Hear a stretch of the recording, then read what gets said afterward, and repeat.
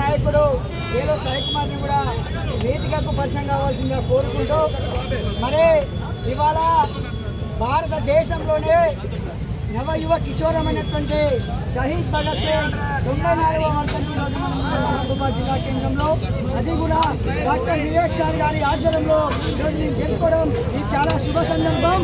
ఈ భగత్ సింగ్ వర్ధంతితోటే భవిష్యత్తులో ఈ మానవత గడ్డ నుండి తెలంగాణ రాష్ట్ర వ్యాప్తంగా ఏదైతే విద్యారంగ సమస్యలు ఉన్నాయో ఈరోజు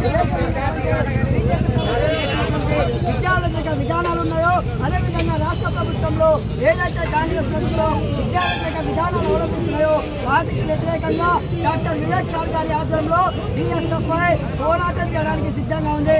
అదేవిధంగా భగత్ సింగ్ చిన్ననాడే 14 ఏళ్ల వయసులోనే ఈరోజు పోరాట బాట పట్టి 200 సంవత్సరాల క్రితం పరిపాలించినటువంటి తెల్ల దొరలను ఎదిరించి మరి దేశానికి స్వతంత్రం కావాలి.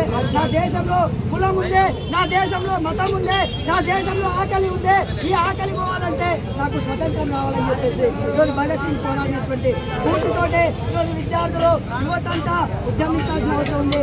జీవితాన్ని ప్రేమిస్తాం, మరణాన్ని ప్రేమిస్తాం, మేము మరణించే ఎర్రపూల వనంలో మళ్ళీ పూస్తామని చెప్పేసి ఈరోజు పోరాటం పడిమనేటువంటి భగత్ సింగ్ ఈరోజు మనం ఆచరణలో చేసుకొని ఉద్యమించాల్సిన అవసరం ఉంది. కాబట్టి అందరికీ ధన్యవాదాలు తెలియజేస్తున్నాను.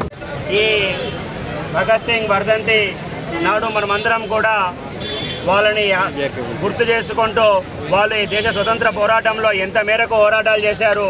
నేను ముక్కలైనా సరే నా దేశాన్ని ముక్కలు కానివ్వను అనే నినాదంతో, ఇంకులాబ్ జిందాబాద్ అనే నినాదంతో ముందుకు పోయి దేశ స్వతంత్ర పోరాటంలో కేవలం 24 సంవత్సరాలలోనే తన జీవితాన్ని సైతం అంకితం చేసినటువంటి మహాసమర యోధుడు భగత్ సింగ్ గారు ఇవాళ ఆయన వర్ధంతిని పురస్కరించుకొని ఆయన యొక్క ఆశయాలు ఏమున్నాయో అవన్నీ సాధించడానికి మనమందరం కూడా విద్యార్థి దశ నుంచే మనం ముందుకు పోయే విధంగా ప్రయత్నాలు చేస్తూ ఇవాళ కేవలం అతని వర్ధంతి నాడు మాత్రమే కేవలం జ్ఞప్తి చేసుకుంటా కాదు, అతని యొక్క ఆశయాలను మనం ముందుకు తీసుకొని ఏ విధంగా అయితే భగత్ సింగ్ 24 సంవత్సరాలకి తన దేశం, తన భక్తి, తన దేశ ప్రజల కొరకు అహర్నిశలు ఎలా అయితే కష్టపడ్డారో మనమందరము కూడా కేవలం దేశాన్ని మనం ఉద్ధరించకపోయినా సరే మన ఇంటి నుంచి మొదలుపెట్టి మన మండలం, మన తాలూకా, మన జిల్లా, మన రాష్ట్రం నుంచి మొదలుపెట్టి మన దేశం వరకు పోవాల్సిందిగా అందరినీ కోరుకుంటా ఉన్నా.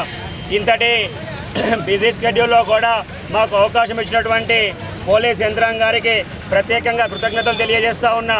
అదేవిధంగా నేను ఏ కార్యక్రమం చేపడినా నాకు వెన్నుదొండుగా ఉంటున్నటువంటి మీడియా పాత్రికేయులకు మరొక్కసారి నేను పేరున ధన్యవాదాలు తెలియజేస్తూ ఈ యొక్క ర్యాలీలో పాల్గొన్నటువంటి అందరి విద్యార్థులకు కూడా మరొక్కసారి